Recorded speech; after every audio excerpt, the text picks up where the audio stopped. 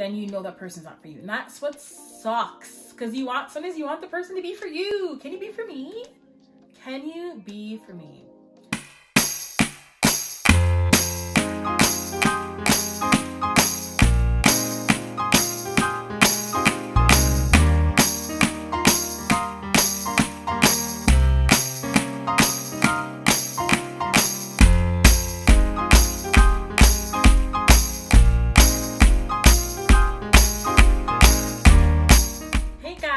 Welcome back to my channel. My name is Shanice and this is my channel, Septembre Love. So today I wanted to do a really interesting video about 10 things that I learned in my 20s. I find that in my 20s, and I was always someone who's pretty reflective in life and would always kind of check myself for things, but I find that a lot of times we're not as intentional as we may need to be. So my encouragement to you guys is to try to be aware of your self-development holistically. It means really to check your habits, check your communication habits, your relational habits. How are you? How have you evolved? Then when I was in my 20s was a desire to have genuine relationships, was a desire to, and not just romantic relationships, but friendships, familial relationships. And I find that requires a level of self-development. Now, I feel like we're in a time, and this wasn't so common when I was in my 20s, in my early 20s, but we're in a time more so that if something is not serving you, if something is not serving your life at this time, you need to let it go. For me personally, that's something that I learned in my self-development, that it's not healthy. I learned in my 20s that I need to have conversations. In my early 20s, when I learned I need to have hard conversations that may leave with me not looking the best, or conversations where the other person may not be looking the best, but at the end of the day, honest conversations. That is something that I had to really learn. We can sometimes play the victim game, or you can sometimes play the victim game when you're in your 20s, and everyone is hurtful, and everyone is doing this, and everyone is doing that, but you. So check your weaknesses and your strengths in your relationships. Check your weaknesses and your strengths towards yourself, your relationship with yourself. If you have a relationship with God, check your weaknesses and strengths there. Look at your inconsistencies. Really assess yourself all the time, and not in a way to beat down on yourself, but to make the proper correction. And another thing that I learned too is the importance of therapy. When I was, I think it was 21, I had a huge nervous breakdown, and it was really, really difficult for myself and my family. And a lot of that came from me holding on to things and me holding on to fear, not understanding a lot of things, and kind of spiraling into hating myself. And my encouragement to you, and something that I learned then, is that it is okay to go to therapy. It was so bad, and maybe I'll go into this in another video, but it was so bad that like sometimes I wouldn't shower, wasn't going to school. I just felt like, why am I living? Like, why am I here? I was just so negative, and I didn't see anything positive for myself. I couldn't understand why God loved me. Like, there were so many questions I had at the time in my life, in my early 20s. And that's one thing I should say, is that I learned in your early 20s, there's so much changing at one time that you have to really take care of your mental health. There's so many things you're beginning to understand, whether it's about your faith, about yourself, about your relationships. There is so much moving so fast. You're in school, some of you guys, or don't even know if you should be in school or not, don't know what you're doing with your life. There's a lot happening in your early 20s, and you have to really, really, really guard your mind. And for those who are Christians, I remember I had some ladies at my church who literally printed off scriptures for me to read and remind myself of who I am, remind myself of the power that I have through Christ. And that was so helpful for me during that time. Maybe for those who are not Christians and are watching this, find positive affirmations that will benefit you. For me, the scriptures are full of affirmations all the time, and so that's what I used at the time. But also having the practical tools, so going to a therapist, and yes, I can recite scriptures, and yes, I can apply it, and yes, that works, but also having simple tools, breathing exercises, physical exercises, mind thinking exercises that will really help you to refocus your mind and cleanse your mind and purify your mind and get you on the right track. I think a lot of that came from people pleasing. A lot of it came from feeling like a failure. My standards, my view of God was not correct. My yeah, oh gosh, there's so much there. But in my early 20s is when my mental health took a hit. Those of you from 20 to 25, I'm encouraging you guys to really take time to check in on yourself mentally. You know, watch things you're feeding yourself, feeding your mind, because there's so much happening at that time of your early 20s that there's a lot of change. There's a lot going on. And life is always changing, but I found for me, when I look back, from 20 to 25 was the most change I've experienced ever. Also, having a relationship with God is something that was important that I really realized in my early 20s. I was in church my entire life, and I didn't really develop my own relationship with God, my own relationship, until my late teens, early 20s. So that's something that really helped me to get through those rough patches as well. Helped me to figure out friendships, relationships, because I had that foundation. Say no.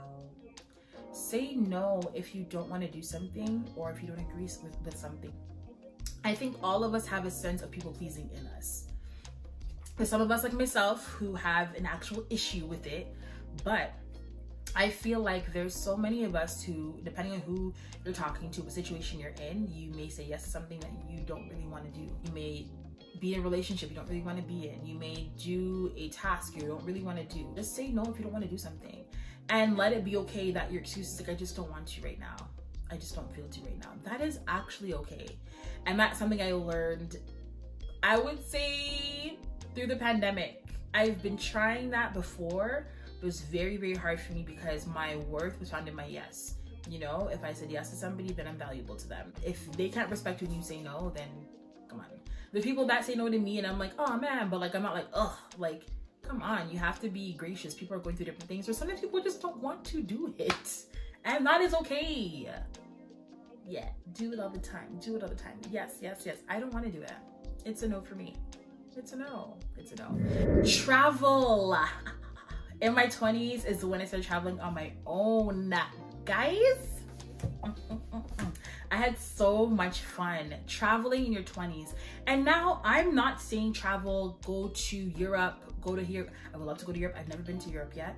But my trips, were pretty, I guess, quote unquote basic. I've been to Jamaica multiple times, obviously, but my 20s, I went with my friend, D, okay? And I went to Dominican Republic with my friend Jess. That was in my early 20s.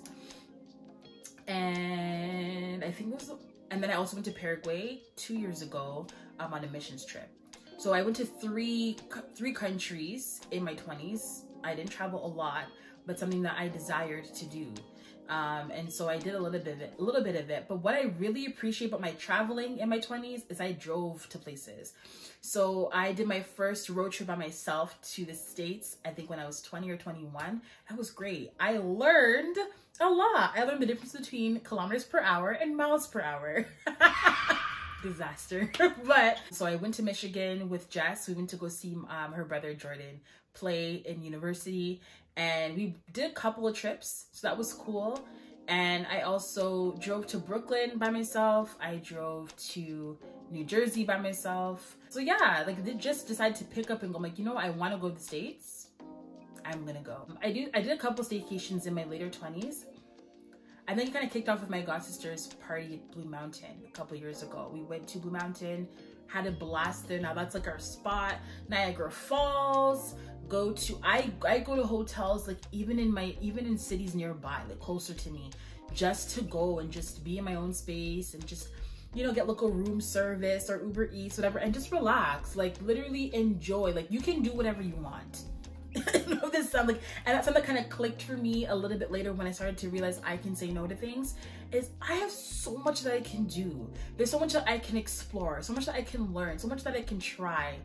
Let me do it. So that's kind of where the staycations came from. Even if you're like, you know, Shanice, I don't have the money like that. If you have to save for a staycation, save for a staycation. There's no shame in that. Just go and explore, like live your life. Communicate what you want and what you need in life. It is very hard. Sometimes you don't really even know all the way what you want, all the way what you need, but try to practice articulating yourself. This is something that I was not good at. I'll tell you that right now. I'm still learning how to communicate and articulate properly what I want and what I need from people in my life. Sometimes we have to communicate with ourselves what we want and what we need so that we can write the proper goals down, so we can make the proper moves we need to make. So what do you expect from yourself? What do you want you to do for you? You know, what standard are you holding yourself to? With your relationships, communicate with your relationships, whether it's your parents, siblings, friends, a spouse, or a significant other, whoever it is. Communicate what you want and what you need from them, and don't be ashamed of that. I feel like for me, especially being in my 20s, and I'll talk about dating, but dating and communicating my wants and my needs was very hard, because I always felt like if I tell this person what I want and tell them what I need, what if it's too much for them and then they leave? I have abandonment issues. I got trust issues. So in my mind, it was kind of like, just don't say anything. Just don't say anything, because the less you say, the more chance that they will stay with you. So that is something that I had to learn. That is like, that's a no, guys. Communicate what you want and what you need. If the person says, I'm not feeling that, I'm not down for that, I can't be that person for you or whatever, then you know that person's not for you. And that's what sucks, because sometimes you want the person to be for you. Can you be for me? Can you be for me? But that's something I had to really learn. Even in workspaces, communicate the way you want to be addressed. Communicate the resources you need to have access to. Like, communicate what you want and what you need. Tell yourself, communicate with yourself what you want, what you need, and also in those relationships, no matter what it is. Even if you feel like it's silly, it helps you to know how the person sees you, helps you to know how you see the person, helps you to know how that relationship will operate from that point on. Do passion projects. Do things that you love to do. So I know we have careers, we have jobs, some of you guys are in school right now and all that, but find things you're passionate about doing. Anything, any little creative thing that you like to do on the side. Like me doing YouTube is a part of a passion project for me. It's something that I'm just enjoying doing, being a content creator. I've always been this person. I've written plays, I've directed plays, I've produced plays, I've been in plays. You know, I've been on television, and I am also an educator. And that is there, you'll see, if you ever see me teach, you'll see that in my classroom a lot. But I'm like, yo, I can do my 9 to 5 and still do other things that I really enjoy doing. So that is why, one of the reasons why I have YouTube, or just do things that I enjoy. I want to write a play, or I want to write a story. You know what I mean? You can literally do whatever you want, but find a passion project. It's also good for our mental health to find something that we love to do, that just brings us joy and just kind of breaks up the regular pace of the day, you know, or day to day. I think that's so important, especially those who are in school. Find other things to ignite your mind and get you going and get you excited about life, because there's so much to be passionate about. So find a passion project and go for it. So I'm trying to keep this brief. I am single, and I say like what because I'm dating, but I think for me, my view, in my early 20s, when I tell you guys the timeline I had was real. And I think about around 27 was when I started to kind of let go of the timeline. 27, 28. I fell in love with someone when I was 25. I fell in love with this guy. And everything, it happened very fast, but everything was like, yo, this is it. Like, for sure. Like, this is the one. And literally, guys, I kid you not, overnight, he changed his mind. I was devastated. When I say devastated, I was broken. I was so broken. I don't want to cry now. I'm not gonna cry. We are moving on.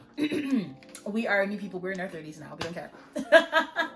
But yeah, I'm not crying over him, but just remembering how I was at the time and how excited I was. And I'm like, yo, this is what I've been waiting for.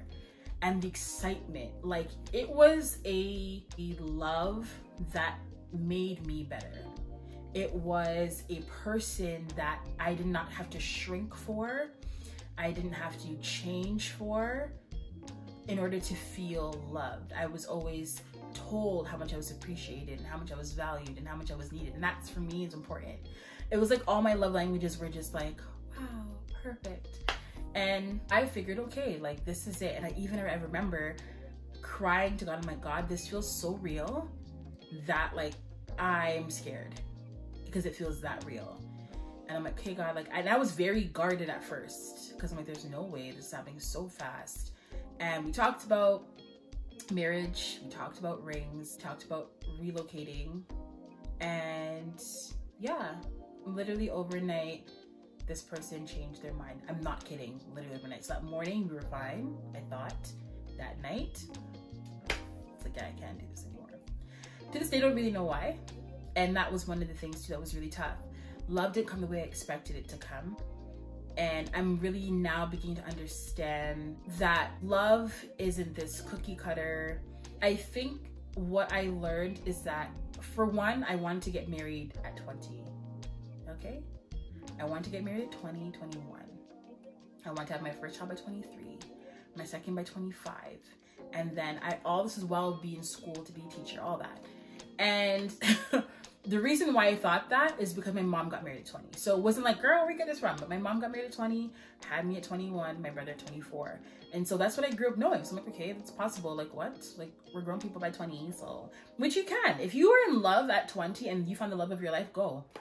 Go. I'm not someone who says you're too young to get married or whatever. Do whatever you gotta do. If you want to get married to somebody, go for it. Obviously, go through the right channels, go to counseling, all that stuff. But I will not tell anybody who's young that what they're feeling is not true love. And so in my 20s, I learned that love did not come the way I expected. And I went through a lot of heartbreak, a lot of rebuilding. And maybe I'll go through another video about this, about my experience with love and relationships. Ooh, I might just do that. So, but yeah, when that ended, it was not good for me.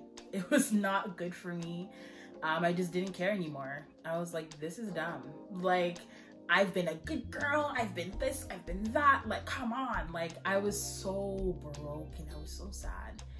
I was so confused. For sure, I learned that love didn't come the way I expected. Now, I'm so looking forward to being married one day and looking forward to truly being in love. And you know, I'm dating right now and I'm enjoying it. It's hard, it's challenging, because you realize some of your bad habits and your annoying ways, and you also realize things you won't put up with, or things that you really, really adore in someone.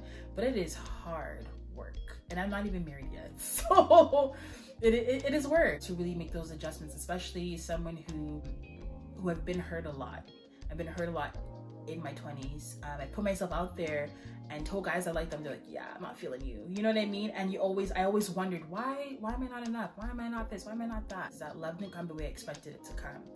And I wish when I was younger, I was more relaxed in the view of just letting love be and not putting pressure on myself to be married so young.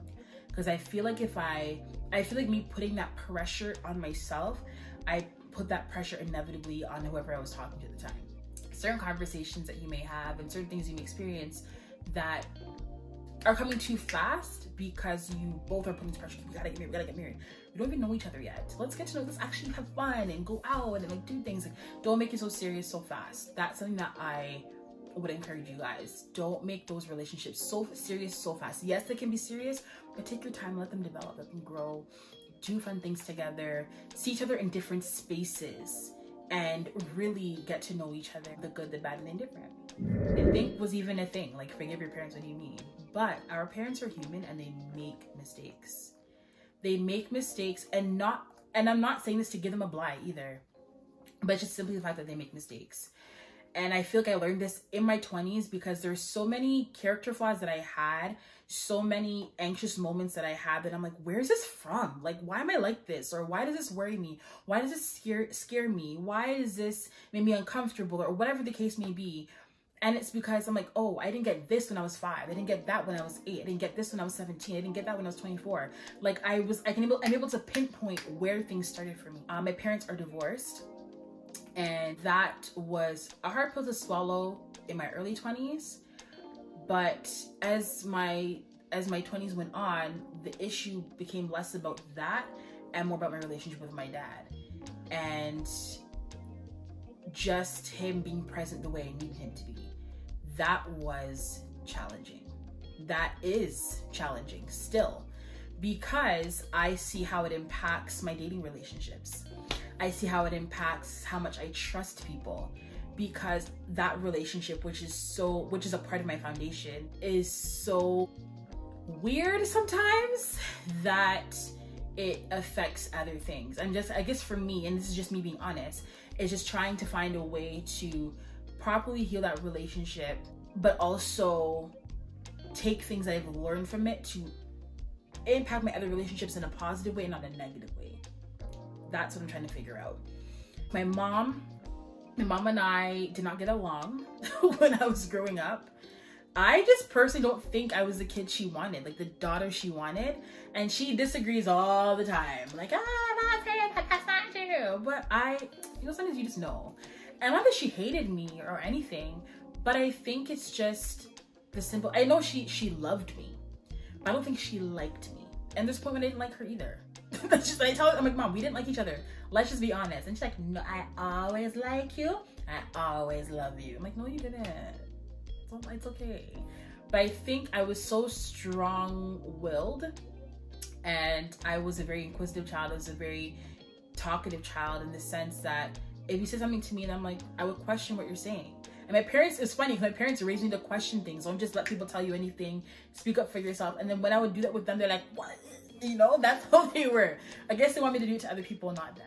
But my mom and I did not have a good relationship. I found she was too strict. My mom was too strict on me, and that made me harder on myself, and it made it difficult for me to free up and relax, you know, and just be me.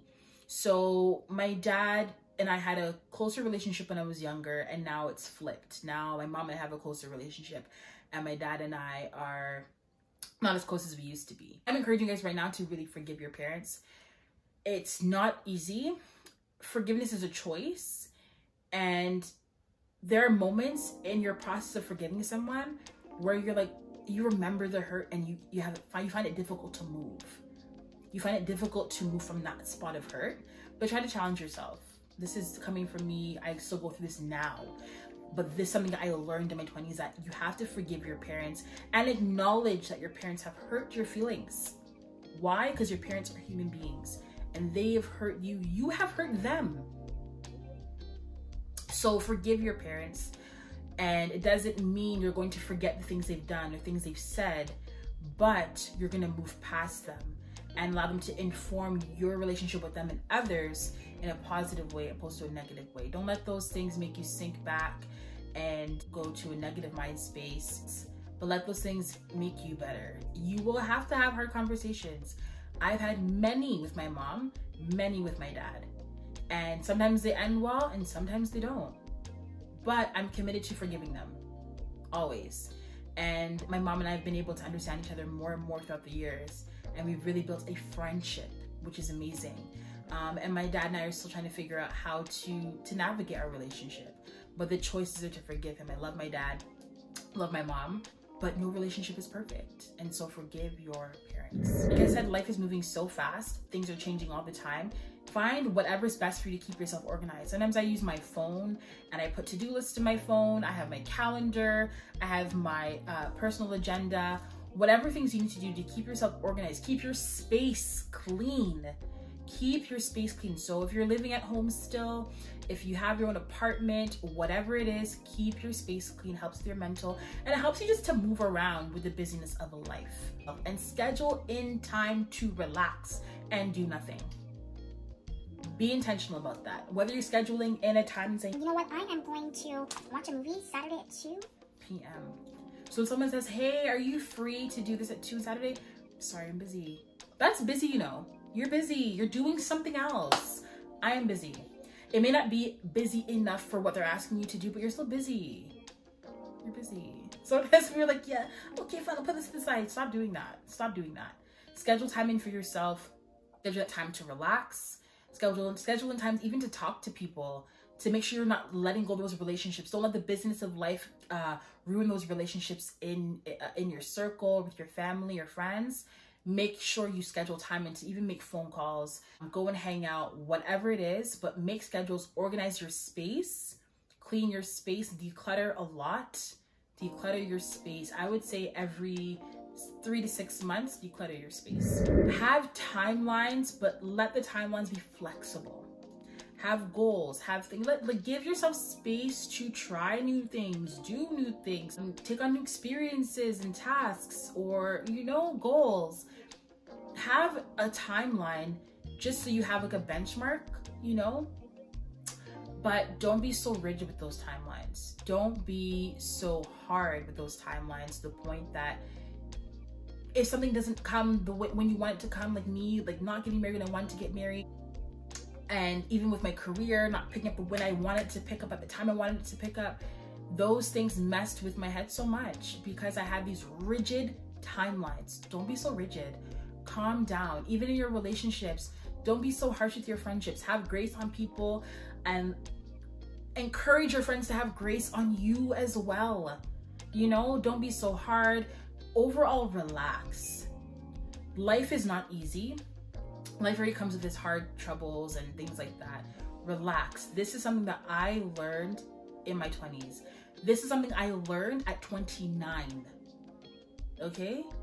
It is not an easy thing to do, and I'm still learning to do it. To just relax and enjoy my life. Relax, not be in my head so much. Relax and learn myself. Relax and build new relationships. Relax and nurture current relationships. Relax and forgive. Relax and travel. Relax. Relax. Let there be a peace. Let there be like an atmosphere of peace in your life and enjoyment in your life. Find ways to enjoy things. Passion projects, like I mentioned. Don't be so rigid. Don't be so hard on yourself. Enjoy this time. That is all I'm going to say for today. I hope you guys learned some things about me and also encouraged. So if you were in your 20s, I hope there's something you can take from this. There are a lot of things I'm still figuring out, but I'm glad to be in my 30s. I'm not afraid of getting older. I'm glad to be in my 30s, and I'm glad for my 20s taught me, and I loved my 20s, the good and the bad and the ugly of my 20s, but I've made it. And I've made it here to say, guys, it's great, but these are some things that I learned so that your journey in your 20s can be that much better. And for anybody who's out of their 20s and wants to share some things that they learned, comment down below. And those who are currently in their 20s right now and are learning things right now that maybe I've mentioned or things I haven't even mentioned, please comment below. I would love to hear what you're thinking, love to hear what you're going through. Love you all. Thank you for tuning in. Bye.